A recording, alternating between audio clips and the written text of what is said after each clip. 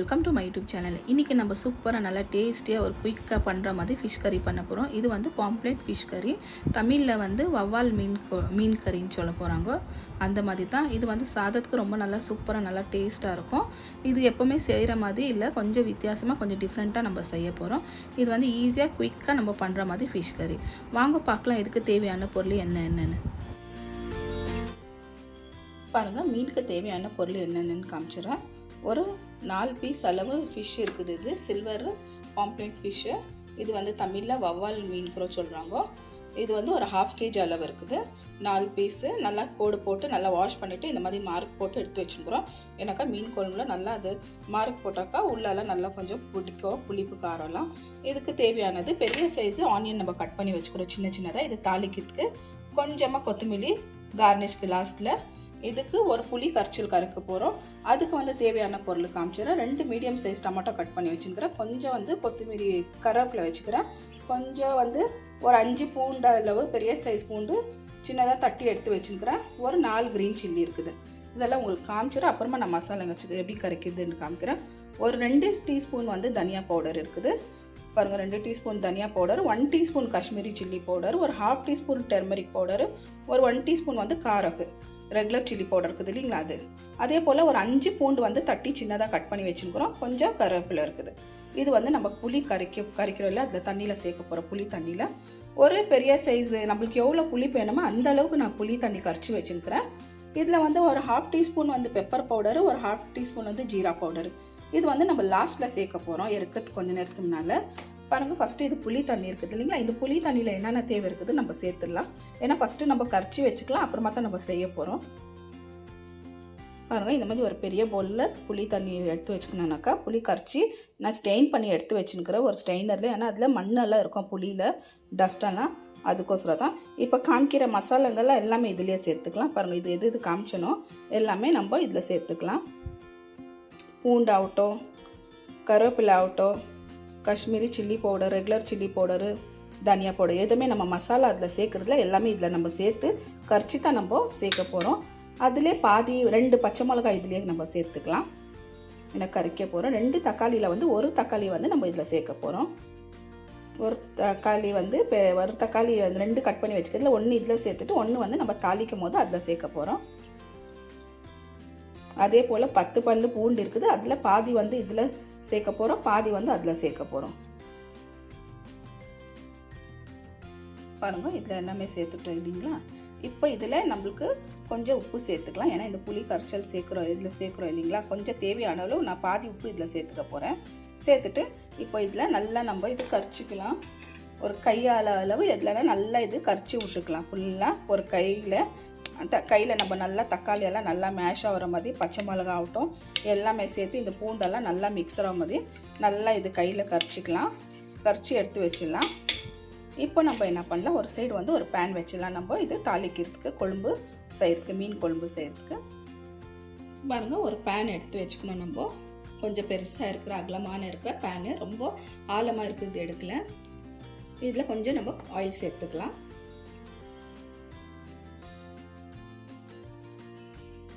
பாருங்கள், இன்னும் நல்லா சூடாயிடுச்சு. இதுக்கு மேலே நம்ம கொஞ்சமாக வந்து வெந்தயம் சேர்த்துக்கலாம்.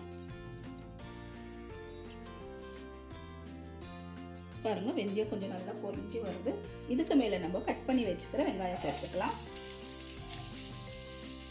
நான் பெரிய சைஸ் வெங்காயம் சின்ன சின்னதாக கட் பண்ணி வச்சுருக்கிறேன். இது கொஞ்சம் நல்லா வதக்கிக்கலாம், ப்ரௌன் ஆகிற வரைக்கும் நல்லா.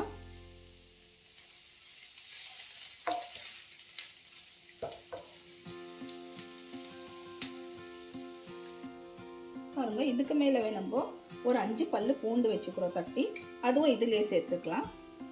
கொஞ்சம் நல்லா இது கூட வதக்கிக்கலாம் ஒரு 2 நிமிஷம் அளவு.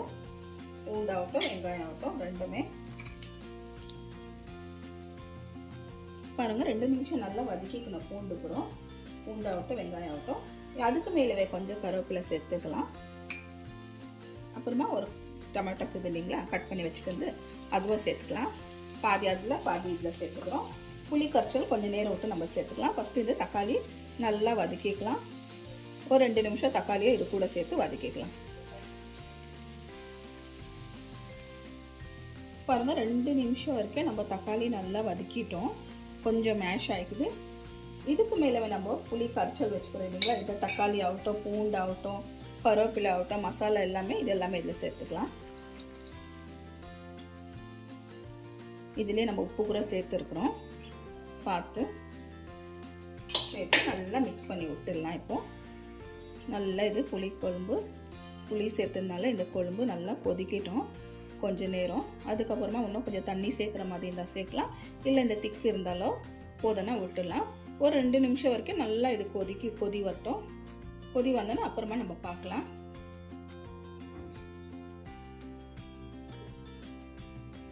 பாருங்க நல்லா கொதிச்சிருச்சு குழம்பு, மீன் குழம்பு.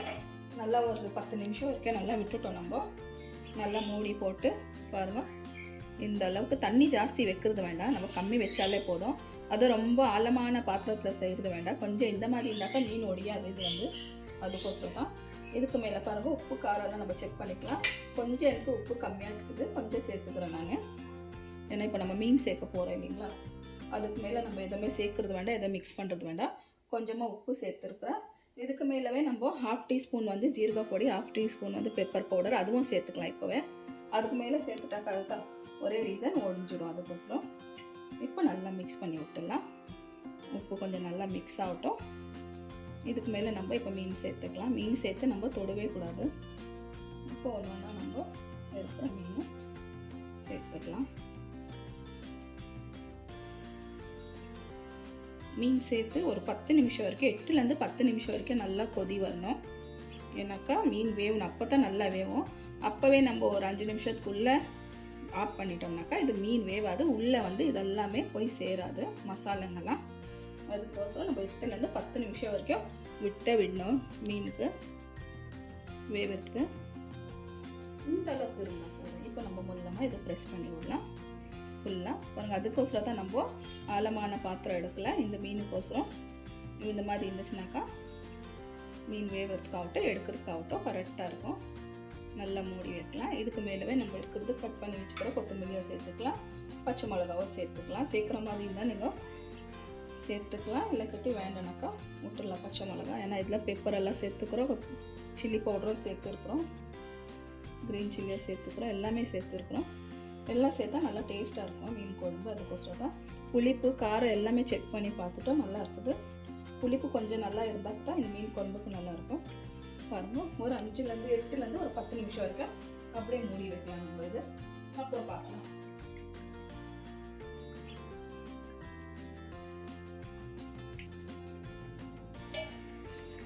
பாருங்கள், சூப்பராக நம்மளுக்கு நல்லா டேஸ்டியான மீன் குழம்பு ரெடி ஆகிடுச்சு.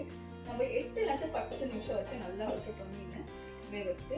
ஏன்னாக்கா நம்ம வேகிறதுக்கு விட்டா தான் அந்த மீன் உள்ளெல்லாம் மசாலாலாம் நல்லா பிடிக்கும், இல்லை கட்டி நல்லா பிடிக்காது. மேலாக இருந்தாக்கா இந்த புளிப்பு காரம் ஆகட்டும் எதுவுமே போகாது. எப்போவுமே இந்த ஃபிஷ் ஆகட்டும் எந்த ஃபிஷ் ஆகட்டுமே 8லேருந்து 10 நிமிஷம் வரைக்கும் நம்ம விடணும். பாருங்கள், நம்மளது மீன் ஒடியில் எவ்வளோ நல்லா சூப்பராக நல்லா டேஸ்டியானது நம்மளது ஃபிஷ் கறி குழம்பு ரெடி ஆகிடுச்சு. இது சிம்பிள் மசாலா தான், ஈஸி மசாலா தான். ஜாஸ்தி அதுக்குமே நம்ம எதுவுமே மசாலாலாம் நம்ம போடல, ரெகுலர் மசாலா தான். நம்ம இதில் தேங்காய் கூட சேர்க்கல, எதுவுமே சேர்க்கல. நம்ம வெறும் புளி கரைச்சல் கரைச்சி தான் நம்ம இதில் சேர்த்து அதிலே மசாலா சேர்த்து நம்ம பண்ணிக்கிறோம். பாருங்கள், சூப்பராக நல்லா இருக்குது இந்த மீன் குழம்பு. இதுக்கு தான் நம்ம இந்த மாதிரி பேன் எடுத்து வச்சுருக்கிறோம். இந்த மாதிரி பேனில் இருந்தாக்கா ஒடியாது. ஆழமான இருந்துச்சுன்னா கடாய் ஆகட்டும் டேக்ஸ் ஆகட்டும் சேர்த்தனாக்கா அதில் வச்சோம்னாக்கா ஒடிஞ்சிடும். அவ்வளோதான். பாருங்க, சூப்பர் ஆயிடுச்சு. நம்ம இது கேஸ் ஆஃப் பண்ணிடலாம். இப்படியே நம்ம இதை விட்டுடலாம். இதே போல் ஏன்னாக்கா நம்ம கொஞ்சம் நேரம் விட்டு நம்ம 2 ஹவர் விட்டு நம்ம சாப்பிட்டோம்னாக்கா நல்லா சூப்பராக நல்லா டேஸ்ட்டாக இருக்கும். இம்மிடியேட்டாக சாப்பிட்டாக்கா இது மீன் குழம்பு டேஸ்ட் இருக்காது, எதுவுமே இருக்காது. அதுக்கோசரம் ஒரு 2 ஹவர் நம்ம விட்டுட்டு அப்புறமா சாப்பிட்லாம். உங்களுக்கு கண்டிப்பாக இந்த வீடியோ பிடிச்சிருக்கும்னு நினைக்கிறேன். இந்த மீன் குழம்பு உங்களுக்கு வீடியோ பிடிச்சிருந்தா ஒரு லைக் பண்ணுங்கள், ஷேர் பண்ணுங்கள், மறக்காத சேனலுக்கு சப்ஸ்கிரைப் பண்ணுங்கள். பாய்.